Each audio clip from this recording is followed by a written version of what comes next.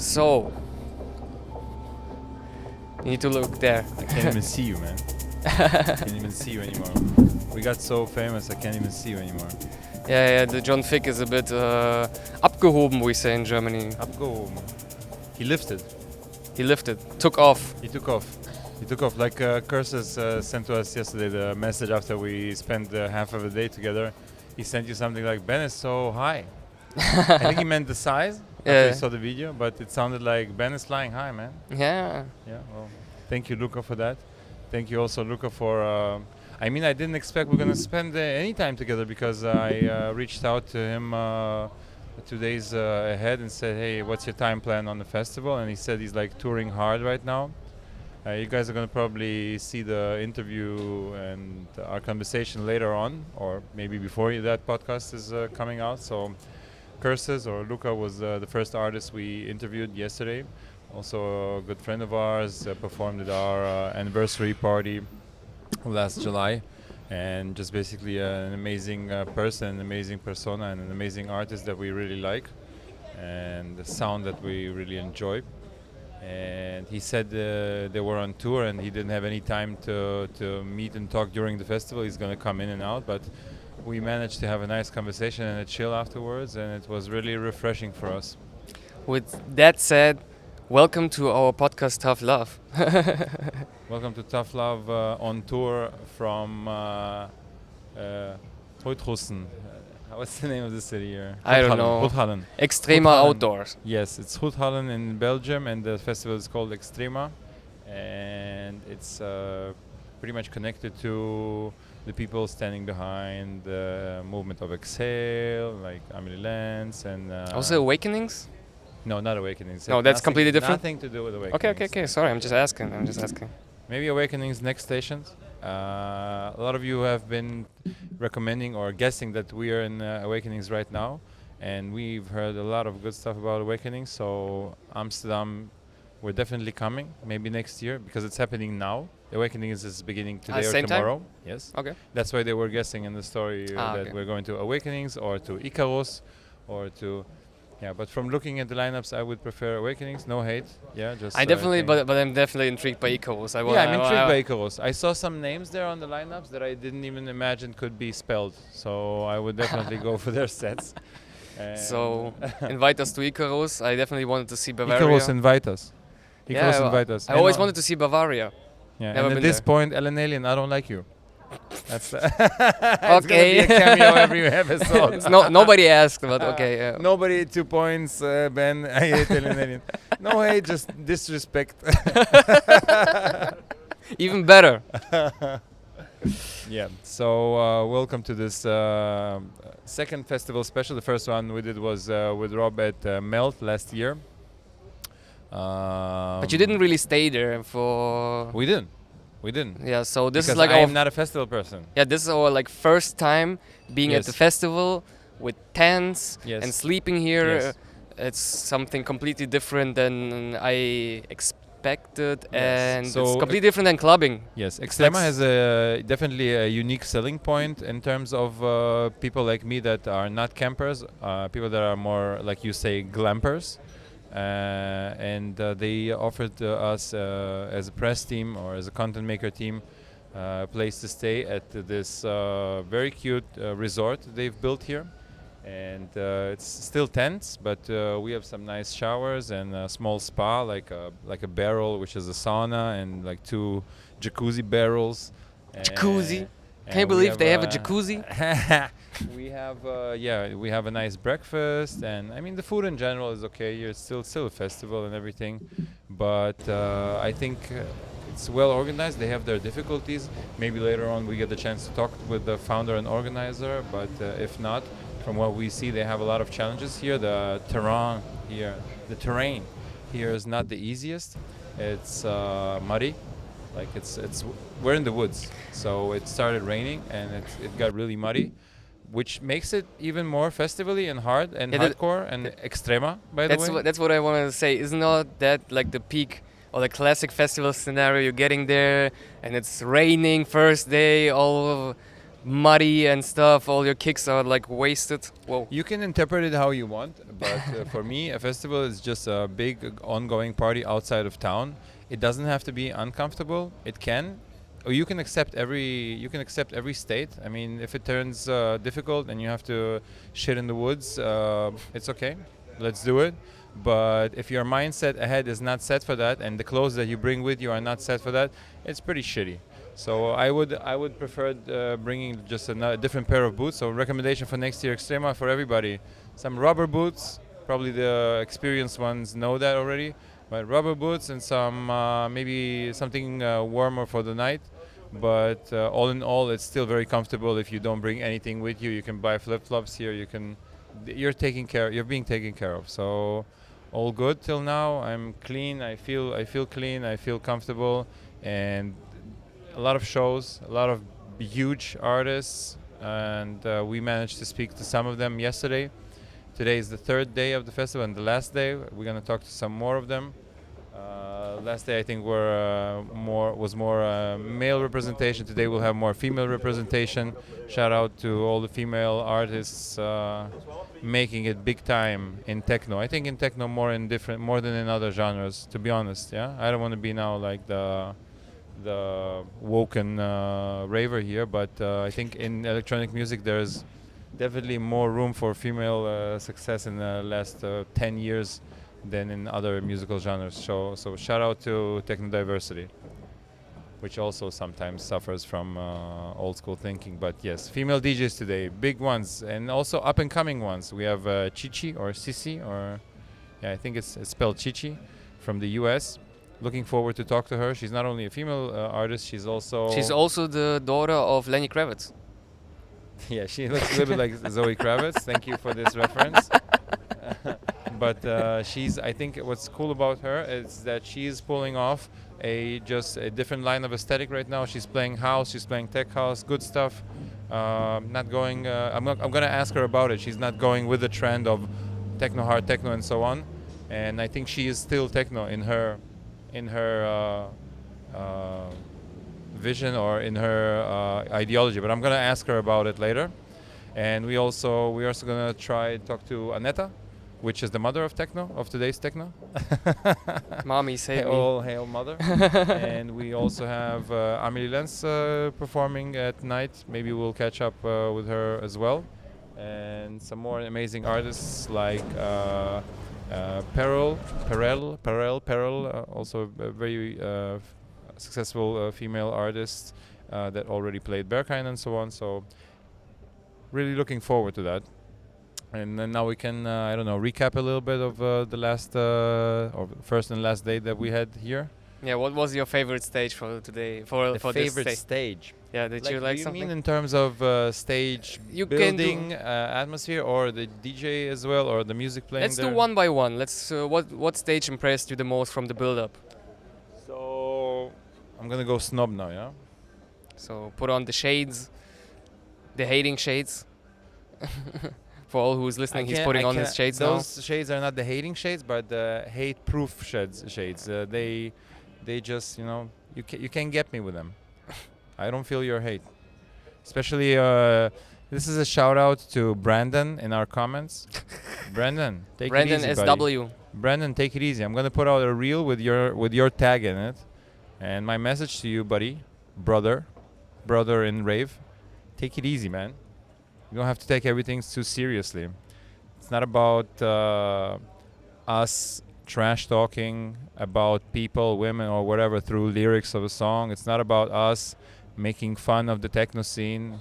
It's not about us creating cringe content. And maybe it is. If you cringe from it, it's cringe content, It's your decision to cringe from something, because cringe in its basic, it's you feeling something about somebody else. So if my dance made you cringe, maybe you should reflect, I don't want to make you cringe. I want to send you a message of love and happiness. So next time you are on a dance floor, you feel maybe more loose. If you see a big guy, hairy guy, white cis male like me dancing in a slutty way, maybe next time you're on a dance floor and feel like you feel, or you want to go and set you free, you just do it, you know. So let's go, Brandon, Team Brandon.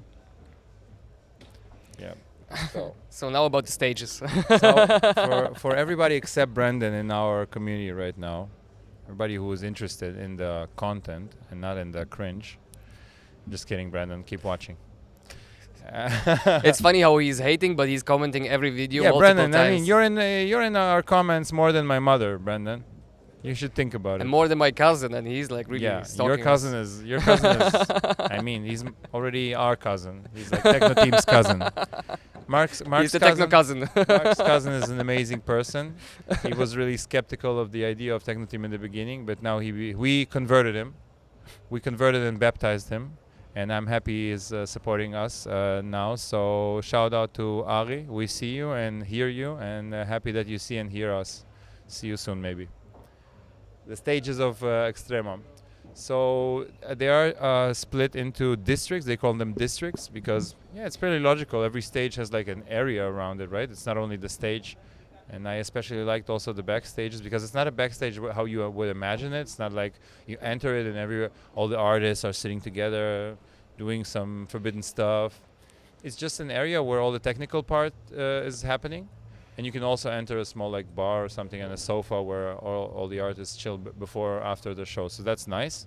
They have it here for almost every stage.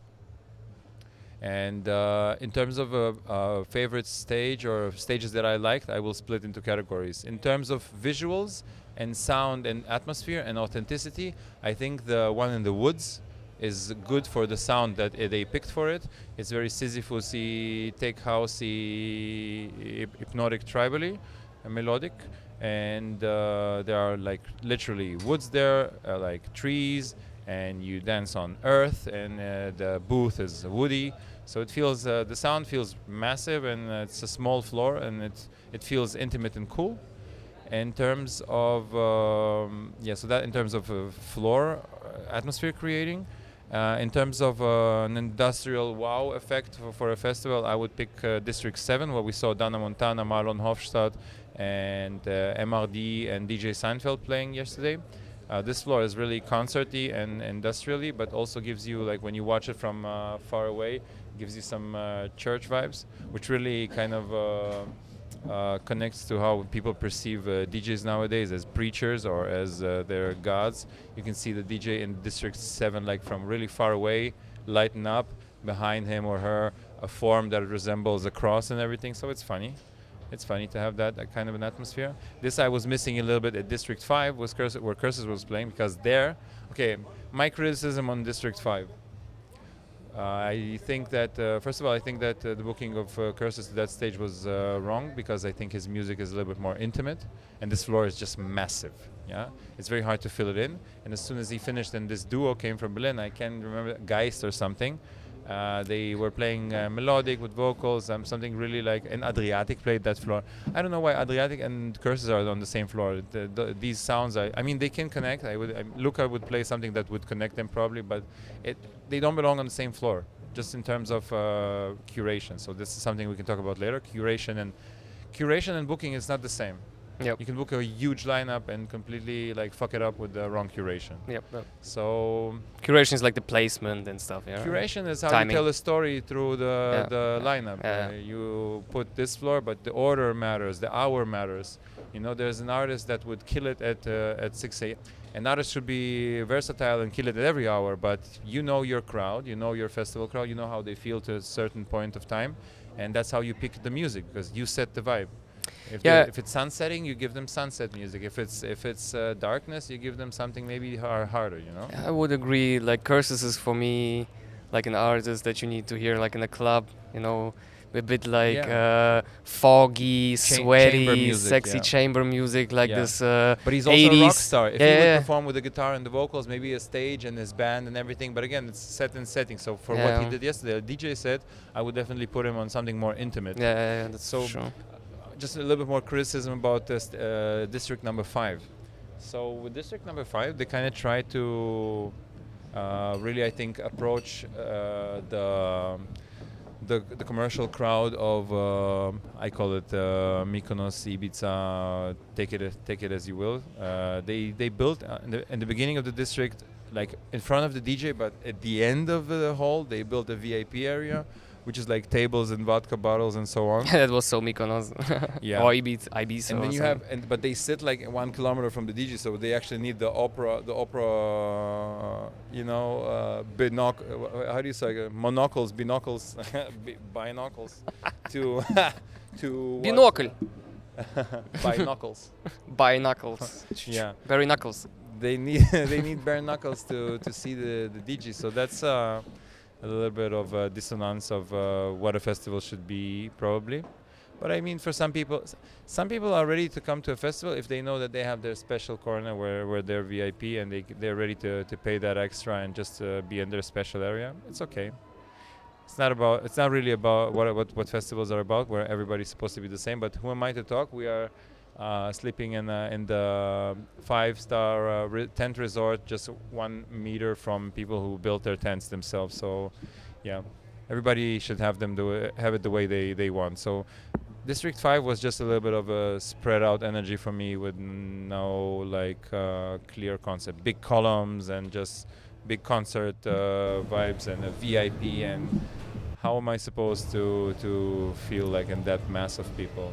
In general, I'm not a big festival fan. That's why it's hard to convince me anyway that there's a vibe on the floor on the festival. But some floors here really managed to, and I think the forest floor did it. I think the floor or district 7 was kind of nice, and I don't remember the other numbers, but I think district 2, where Anfisa was playing yesterday, was a little bit like filled with, I think, older people and the people that listen to more calm music. It was also okay, but. Yeah, it was a little bit boring for me. In general, I liked... What did I like? I like that everything is kind of happening. There's a variety of food, there's a variety of stands and shows and everything. So it's like it's like an amusement park for adults, or at least like young adults. Yeah. And yeah, that's basically my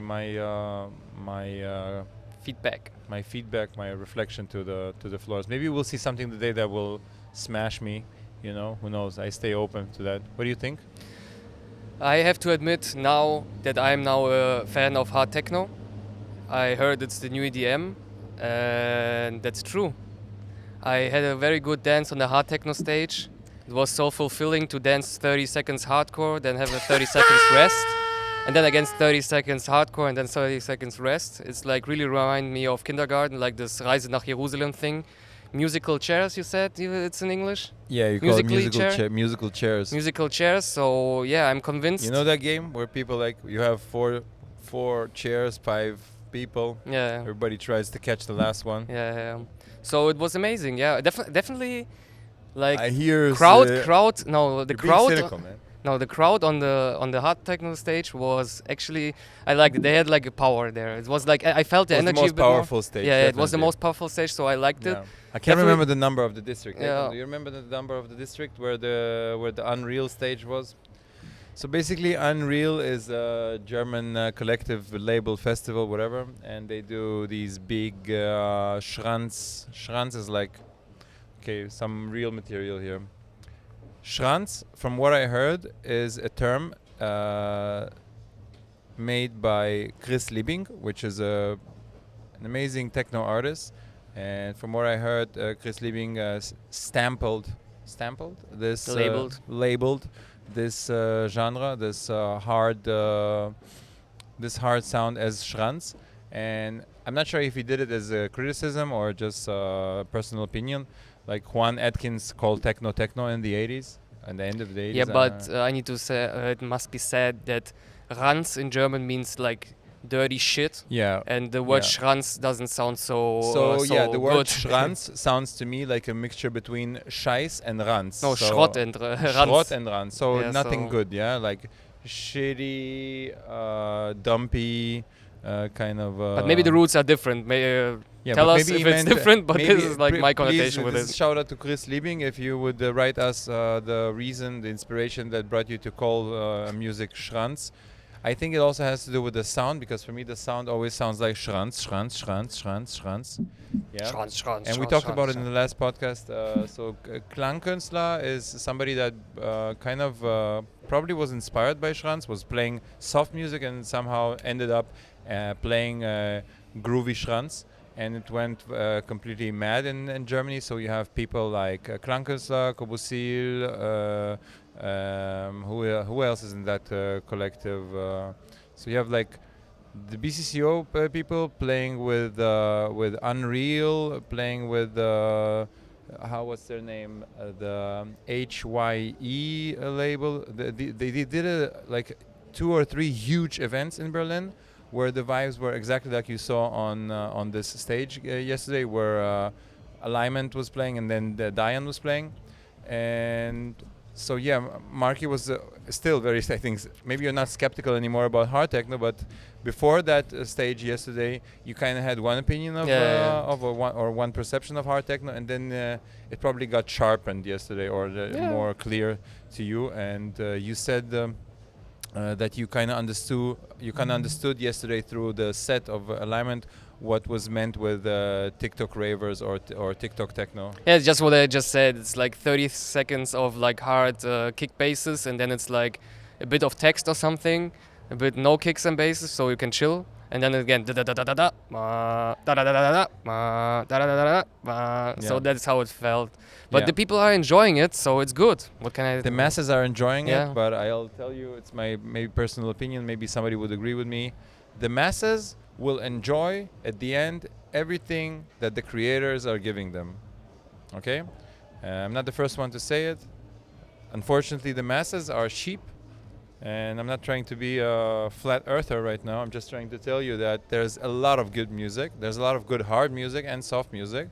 But at the end, the masses at a festival, already being euphoric, already being there in the mass, every loud sound that would make them physically feel it through the equipment, will make them happy. Okay. And this is what we felt yesterday. I just think that there is an exaggeration happening right now, as you felt, of these breaks and drops and mixes between tracks.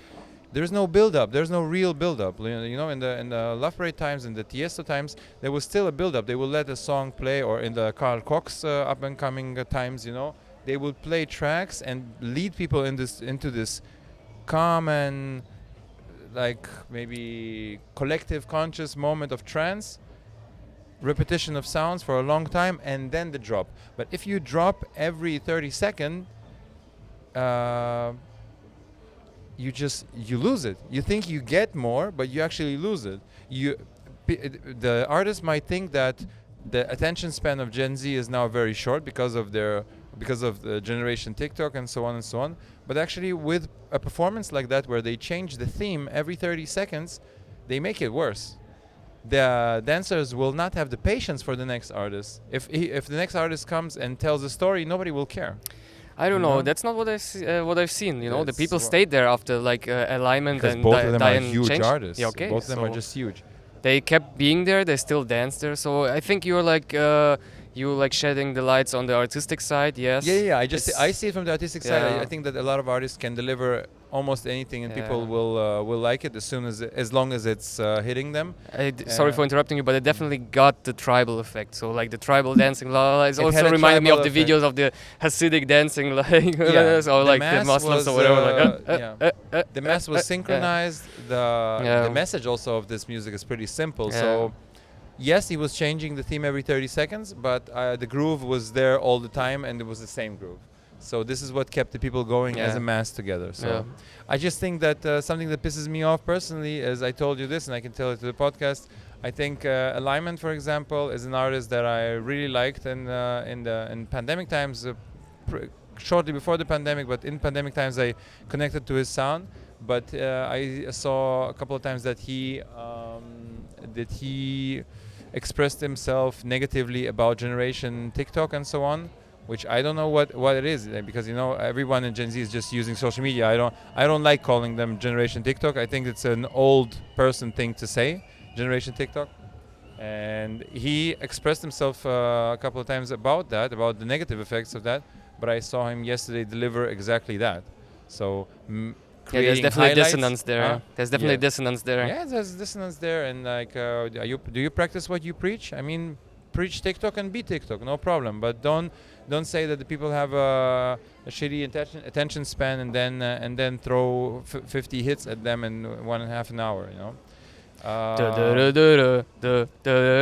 yeah, football songs. Come on. It also feels to me like artists sometimes know, oh, okay, I'm going to a festival. It's going to be a mass of people there. Most of them are probably football fans, so I'm going to adjust my music to that and just let them jump to football songs. I don't like that, but it's my artistic opinion, and I'm probably in many cases completely wrong because they are doing the job, they're getting the money, and they're having it. So good for you guys. I think you're still promoting techno and club culture. I still think that the same as I told the Kaizen last year at Melt, I still think that festivals have a positive effect on the acknowledgement of culture of electronic music. It exposes more and more people, more and more muggles into the magical culture. So good for them for doing that, and thank you. But you also said that there's a danger of a certain bubble effect happening with the festivals or with in general the industry of electronic music. Yeah, where you wanna expand on that maybe? I just want to just like conclude like the festival thing. We talk about the bubble maybe just a bit later. I came to the conclusion that like festivals and like club music, like clubs or like club nights, are like completely different things. Absolutely. It's not even one genre. Maybe they're playing the same music or the same artists are playing, but it's like completely different worlds. Yes. I'm like first time in Belgium, and it feels like this whole festival thing. It feels like we're Belgium or Dutch culture, like this whole camping stuff in the woods and the whole festival. You have it in Germany as well. I wouldn't. Yeah, in Germany we have it as well, but this is a genre. Festival and camping is one genre. Yeah. Coming cheeky to a club and leaving after 24 hours, leaving Berghain, it still feels for me more calm and less fight or flee, survive in nature than go to a festival. So for me, it's like complete different worlds, and this is like my thought on that. And because considering the bubble, let's come to the bubble. Yeah, it's strange for me like that, like DJs getting like so. You know, if you get booked to a festival, your salary, not salary, or what, like your booking fee is like it's like 10x, 5x, something like that. At least. So, and spending so much money for a DJ who plays like 3 p.m. on an empty stage, is like sounds weird to me. You know, I don't know. I think in general, spending huge it's profitable or like so much money, you know. Like from one point of view, of course, it's funny that some DJs at a club get 500 and some DJs at a festival get 50,000. But you also have to see. You just said that there are different genres, and I will tell you more. There are different industries. And the revenues that the clubs are making, good for them. Officially or not officially, it's probably good numbers for a local business. But festivals are concerts, and the money being made here is way bigger, at least the revenue. And you have to understand that these lineups, these blasting lineups of festivals where you have like artists of such different genres like Ame and Dixon, and you have somebody like Diane. Diane and Ame and Dixon are like probably the furthest of the spectrum of electronic music, and they're still on one festival. And they both, their names kind of sort for their names are responsible for ticket sales at the end. They bring crowds, they bring different crowds, and their names on the lineups, on the announcements are selling tickets, probably more than they would sell for a club, because the club is very local and specific and people don't prepare for that. And for a festival, people prepare sometimes like maybe a year ahead. They buy tickets because it's just sold out in minutes. And the lineups are the major reasons for them to do the booking, to do this, to fly there, to go there, and to commit. And then in clubs, we've learned it's not that. It's mostly about the party, the specific party, or the club itself and its crowd, or just visiting Berlin and going to that club. It's not about the lineup. So I think that's why they respectfully earn way more for festivals, even if they play at 3 a.m. for nobody. I think they should still earn respectfully regarding the revenue of the festival and regarding the amount of tickets. They would be nice for a festival to maybe map and see how much each artist brings as tickets somehow to it's very data science, but it would be probably interesting for a festival to know that. because then every artist gets like a social note that brings their fee up Social and down. credit Social for the credit note. TikTok users. Yeah, like if your selling power Yeah, can be measured, yeah, then your social media doesn't matter. Because what am I referring to? You have a lot of DJs right now that are worth millions on social media, but nobody really knows if they bring the crowd. And sometimes when they have even a club festivals in the town, they sometimes don't really sell. And it would be nice to understand if they sell anywhere. You know, maybe they also don't sell on a festival, and they were just inflated by labels and agencies. that's what I'm saying. That's why That brings it me feels back like to the a bubble stuff. Exactly. So I think there are, as in every other musical industry, rock and roll, hip hop, there are artists that were discovered, invested in by labels, and they bring the crowd. So they're big, they're wealthy, and they bring the crowd. And there are artists that were inflated, like marionettes, I would say. And it would be nice to have a system that kind of clears that water, because I think it would prevent this bubble that you're referring to from exploding. Yeah, Because the boundary is not clear. Yeah, if now, this boundary of a good and famous artist to a good and to a famous and inflated artist is not clear, you would have many facade artists. We already have it today. Unfortunately, especially in the female part of the industry, because sex sells, and many agencies are using that. And would be nice to have a transparency in terms of knowing if this artist is really worth it or not, and at least for the organizers, so they make the booking right. And maybe it could prevent really an explosion of this bubble of popularity through social media, popularity through looks, and so on and so on. I still believe and support that DJ is a performing artist and should be a persona, should have a face on social media, should have a team working on their image and so on. I support that. I don't think that DJs should be like in the 80s, closed behind the dance floor and nobody's looking at them. It's a vibe, it's okay. But we're living in a different time right now, and people want something to see and believe in. It's unkosher to me. You know, I think that if you believe, you believe. You don't have to have an icon on your wall. But we all used to have posters on our walls. Even way before social media, each one of us had a poster of a Lamborghini Diablo on their wall, and maybe Bon Jovi. And maybe the straighter people of us who had death metal posters. Who? I did. That explains a lot. That explains a lot. Yeah, you can have like a Pirelli calendar on your wall, but you can also have your favorite artists on your wall, and it doesn't mean that you think it's a god, but somebody just to look up to. But they also, like these old posters, they were also artworks at the end of the day. If you Yeah, think they were about Iron artworks. Maiden and stuff, it's just like this. Iron Maiden is still a T-shirt you would Yeah. wear as fashion for special people, but and even fashion. Metallica logo looks cool, Yeah. and this was like a trend like Yeah. 5 years ago, like These to wear this bands old. became a brand. They became a brand. Yeah. I think there's in general a phase where, so a real artist really gives her or his soul into the work and the creation, but then comes a point where this has to be framed and sold. And I don't believe it's a point where the artist is becoming a sellout, as long as they keep producing, creating.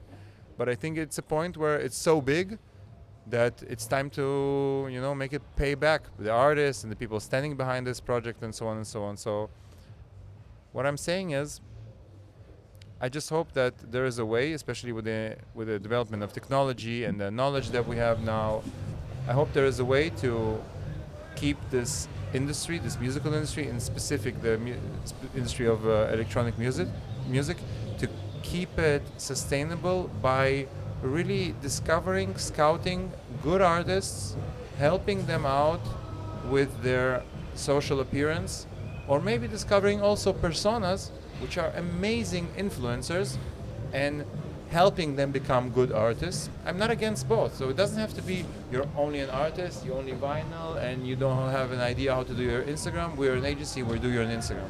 It could be the opposite. It could be somebody that is super influential, like understands the music, understands the culture, and maybe as a producing artist, not the best, but it could be he could or she could be kind of educated by the right label and the right. But if it's none of both, if it's somebody that just looks good on social media and kind of is funny as a meme, but then doesn't respect the culture and doesn't respect the platform that they are being given.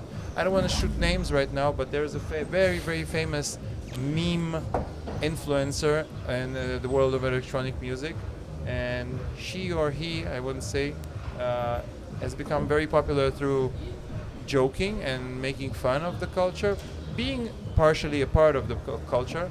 But as soon as they were giving the chance to perform and to be a part of it, and the community was kind of carrying this persona up, they used this chance. They misused this chance and showed that behind the facade there is nothing, and the community felt it. I hope that with time more people in the community will feel it, and this star will give their place to the next one.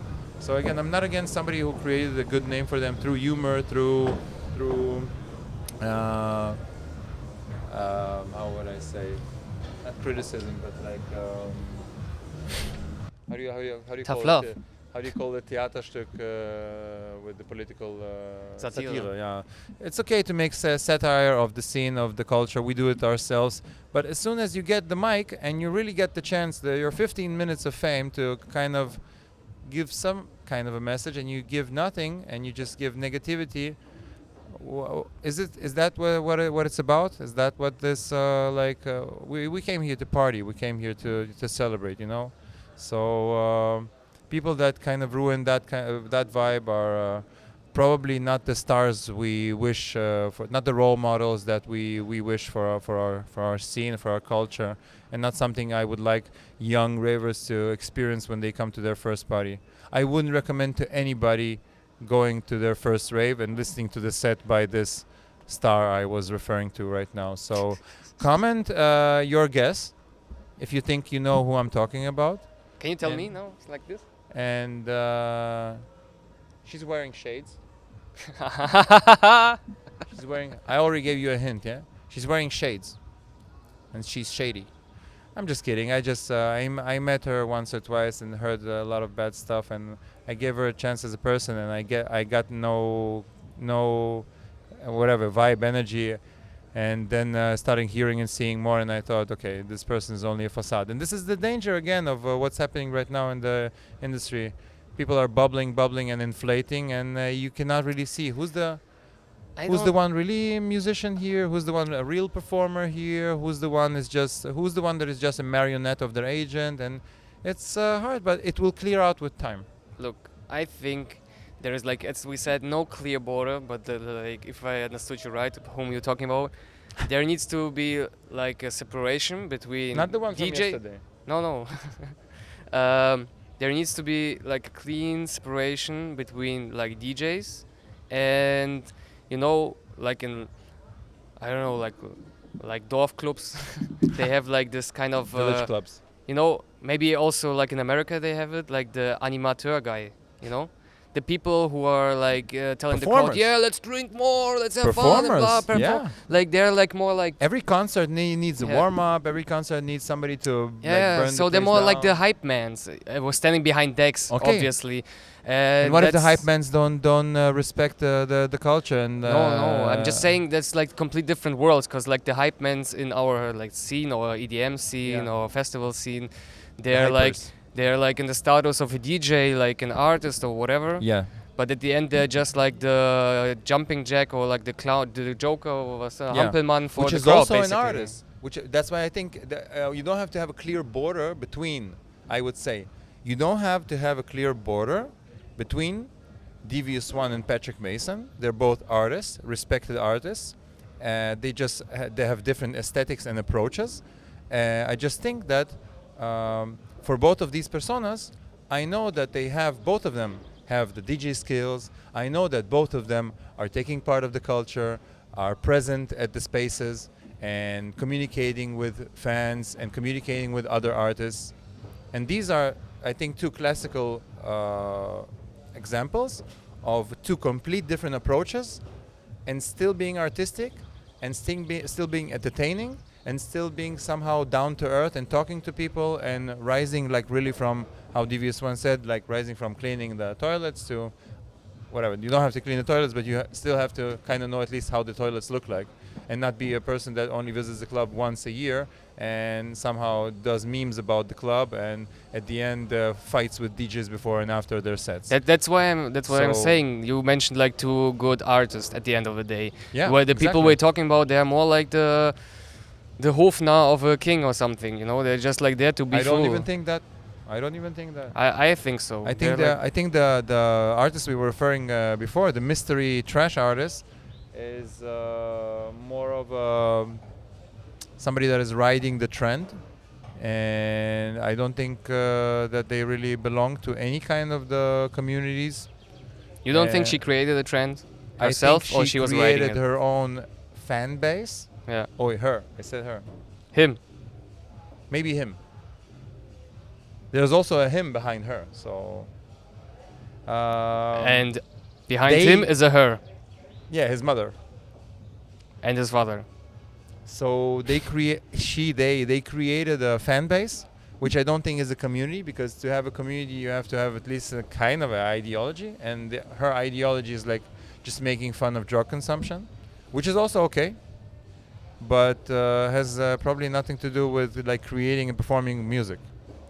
You know, so again, I'm really glad I just pulled out this example out of the sleeve with Devious One and Patrick Mason, because again, I think both of them are really making it, and both of them are right now Hall of Faming electronic music, and both of them are working hard, and both of them are connected, and we know that for 200% are connected to the real life community outside of social media. Devious One is not even on social media, yeah, but Patrick as well. He has his appearance on social media, and he has his real life connection to the real people. So this I definitely like and appraise.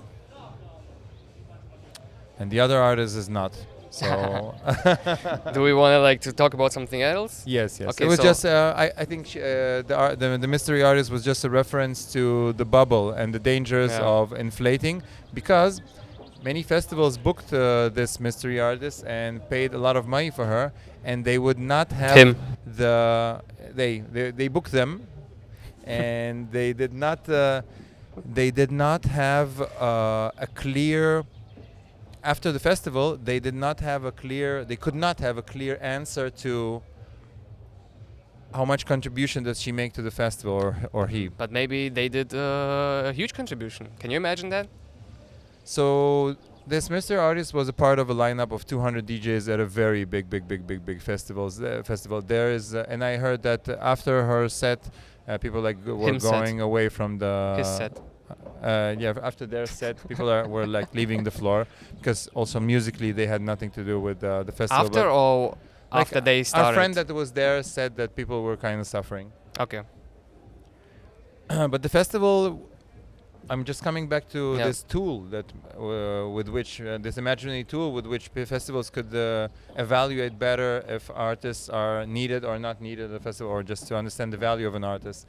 And most of festivals, if they just book shitloads of big artists with a following, maybe they see the end sum, but they don't really see what each artist contributed to this collective. And this was an example where they couldn't see. They probably spent like 20-30 grand on this artist, and they would never be able to understand how to.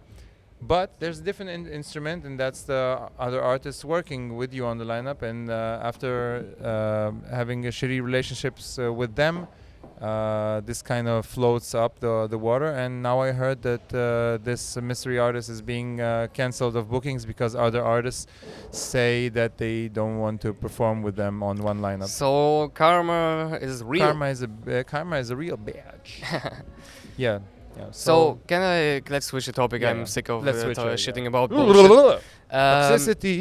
So you know what catch my attention? Yeah. Is it normal for festivals to end at midnight? Because at midnight the stages are closing here, from what I got, right? Yes, I think it's very hard for the festivals to keep going. And first of all, there's an official after party here that goes to 3. It's official. It's just a different stage. Uh-huh. So they understand that people are tired because they start at noon, and not everybody is. I think especially the crowd here, it's not the normal raver crowd like in Berlin that would go for 72 hours. Consumption is different, the vibe is different, and they're just tired, man. Okay. And I think it's just very complicated for a festival of that scale. I don't know, 30, 40,000 people to just keep on going till 6 in the morning, because they do have to prepare for the next day. And just keeping all those stages and logistics going for so long time with how many shifts can you have? How many more staff can you have? I think when we were in Melt, the parties were maybe going to... But it was continuously in Melt, right? No? Also ended? It was closing, yeah. Ah, okay. There was a sunrise floor at the water. Uh-huh. That was kind of continuing the after parties. Uh-huh. So there was a thread. There was a thread of non-stop partying. Okay, but not all stages non-stop is not the happening. main area with the main 4 or 5 stages was definitely closed at night. Okay. So it's not unnormal. Okay. You would imagine that it will go for 24 hours, but... I just thought that's what the festivals are about, actually. I hoped, and I think still at festivals, it has to get more corporate because of the scale. Yeah. And in clubs, you can really go non-stop, but come on, we've been to clubs where it's 72 hours non-stop. Do you really want to see these vibes on a festival? I don't know, that's what I'm saying. It's a completely different world. A festival and a club is not even comparable, and you even can't mention them in one sentence. It's different cultures. I appreciate a lot to see different peoples from, let's say, our culture, like the electronic music culture. Yeah. So I get more understanding of it. Yeah. This I like. Yeah. Because I think... I'm glad that you are opening up to different corners of the universe you are part of. Yeah, because, we tend to get a bit biased by our... we're living in Berlin. We feel like we're the center of electronic dance music. Yes. But there's still huge parts of it, in the Dutch area. I think, and also in central Germany, whatever. Yeah. Which is completely different and has his Daseinsberechtigung, his right to be.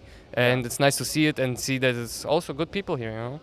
At the end of the day, there are definitely good people here that are aware of the culture, and there are a lot of vanilla ravers here, and there are a lot of people here that are not even vanilla ravers, and they just came here for the first time visiting this as an amusement park, and that's also nice for them to normalize what's happening on festivals of electronic music. Yeah, and I think it's a double-sided coin to live in Berlin, because on one hand, you are pretty much the center of attention in terms of underground music creation. Berlin is has a magnitude, and it has a certain gravity, but it also kind of exports music. Berlin is a very comfortable place for art to happen. It's the techno hub. It's a techno hub. It's also just an art hub. Because people come there, they mingle, and they have a pretty much comfortable life, which is on the border between being comfortable and uncomfortable, and makes them suffer and have fun at the same time, which really helps creating. Yeah. And this double coin I'm referring to is, on one hand, you're being in this hub and seeing how everything happens and being created before everybody else experience, and then you see the echoes going out, even to Amsterdam and cities that are kind of for the forefront of festival. They're still a little bit slower because they're the echo, but these are the cities and the places that manage to create sustainable systems and businesses and institutions like festivals and venues that are way bigger than the scale of Berlin, and they know how to do it in a way that is normalized for outer society, in a way that is respectful for the artists, for the staff, for everybody. So what I mean with the double coin again, Berlin is a double coin, where living in Berlin and being part of the techno scene is a double-sided coin, because from one side you're really part of the beginning of creation of music and culture, and on the other side you think really that your perspective is really the middle-age perspective, that the earth is the middle of the universe. Yeah, man. And you think the whole culture of electronic music is spinning around you. It's not. There's echoes that your epicenter creates, but there are other epicenters in the world which create echoes that come to you. Yep. And that's how hard techno made its uprising again. through the inspiration of Dutch culture and hardstyle and techno and so it didn't come from Berlin. Yeah.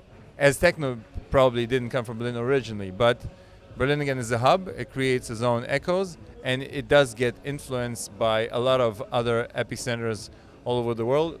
I wouldn't be surprised if in the upcoming future we would be influenced by more Asian hubs and Asian epicenters of musical creations. You already have a lot of, for example, Japanese producer genius people that perform at Berghain and New York radio stations, and people that are super inspiring to the scene. So it's not about Berlin, but Berlin does have its long-lasting standing, and I hope it will be kept that way.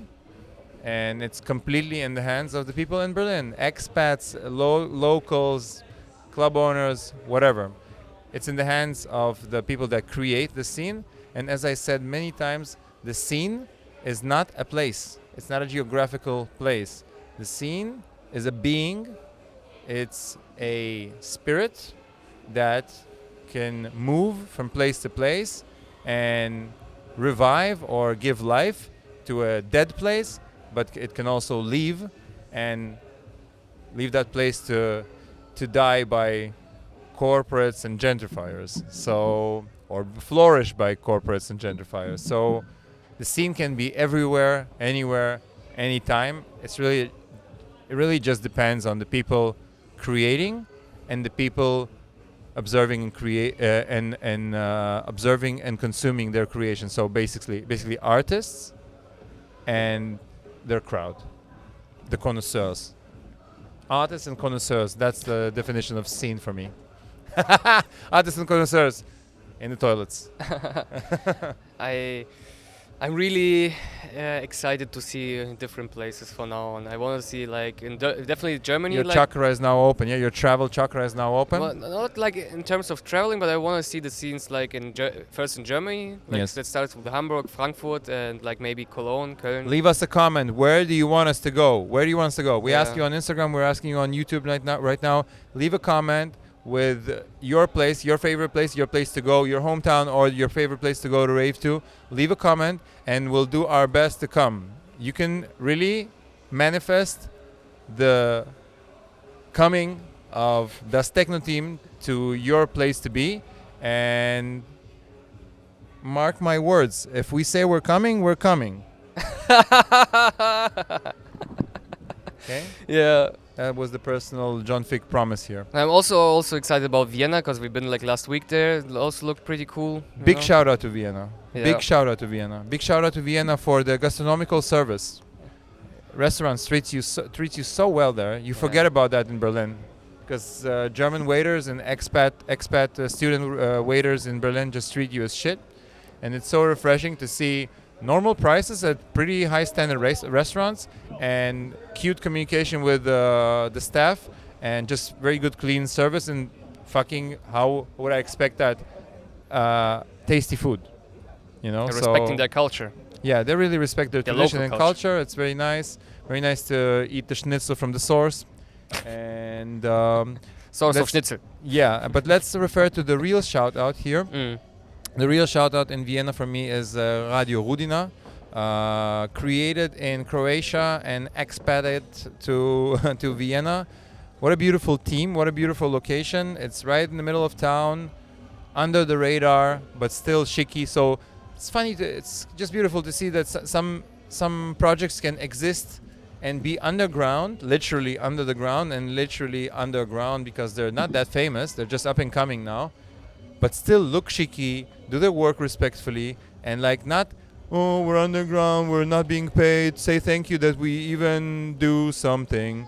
No, underground just means you're not super famous yet, and you should try hard, and you should try to get famous, because this will pay your bills. So respect for Radio Rudina for managing their project as they do, for greeting us and hosting us last week. It was really fun. I had really fun playing. My brother Ethan here with us on the sound today played, and I think he had fun as well. Marky here was our backup dancer. He really danced his ass off. And we also had Noir, our queen of industrial slingshots. She was also having a good time and playing an amazing set. I think this is also our cue to start finishing up because music is getting louder and louder. Yeah. I hope that the sound will be good on this. So Finishing shout out to Vienna, shout out to Rudina. We're definitely coming back. We're definitely coming back to Vienna, to those nice places. We heard about Das Werk. We of course have been to Grelle Forelle already. So let's see where's the place we're gonna go hit next. our route or go next and maybe have a club night, a sesh, backstage, tough love. Who knows? I like picking them up and taking them down when I want to say something that has no point. Subscribe. Subscribe. Yeah, wait. This one for the shorts. Again. No, just like that. Subscribe. Yeah, so we're having fun. It's chilly. We're outside. We're having socks and adiletten and Havaianas. And we're gonna try and make the best out of this day. I'm happy we're here, especially for the unexpected camping experience, because I think these traveling, these unexpected moments in traveling, I heard, are very good for your youth. Actually, they keep you young and they keep your fight or flee. And you have to survival adapt, modus. and that's Yeah. like a thing that you lose when you're getting older, right? And it's better also for your memory. It's short-term memory is working better when you're like you have to concentrate. Yeah. You know. No autopilots. Yeah, and I must say I'm not that much on my phone. I'm normally all the time, and bullshit. I can show you the percentages. Yesterday, Show it to viewers, not me. I'm gonna show it to the viewers. You don't want to see my Google search history, but you do want to see my. Maybe you do. I think it's all on private surfing mode, right? Yes. Classic. Some of it, which I'm not ashamed of, is also not. No, but I'm normally like this. But yesterday I was just I did some I put out some stories on Techno Team. Today I promised to put more, but I was trying to experience more than being on the phone, and yeah, I think we're gonna have fun tonight. So, and don't forget about our Yes, thank you, Mark, for again referring to the most important part of the program. If you want to keep seeing us in exotic places, if you want us to come to your hometown, if you want to make a suggestion for us to create content about, it would be nice if you support us on Patreon, on YouTube, or just buy one of our T-shirts. Collaboration between Techno Team and Werther, our boys, and. Just get one, become part of the team, and we will give you some bonuses for that. Maybe some guest list, skip lists for our parties, maybe some other Berlin bonuses. Definitely reach out to us if you're visiting Berlin. Reach out to us if you ever want to participate in Techno Team's in the Techno Team videos or Techno Basics episodes. We're open to proposals, and we're looking forward to see you on the dance floor, or to see your dancing creations, or listen to your tracks. All producer DJs, we get sent demos all the time, and we listen. If you believe it or not, we listen and watch all of them. So don't be afraid. Send it over, and we'll give you our honest opinion, and maybe you get the chance to be part of the team and present it on the platform. So, with that being said, see ya on the dance floor. See you soon. Peace and love.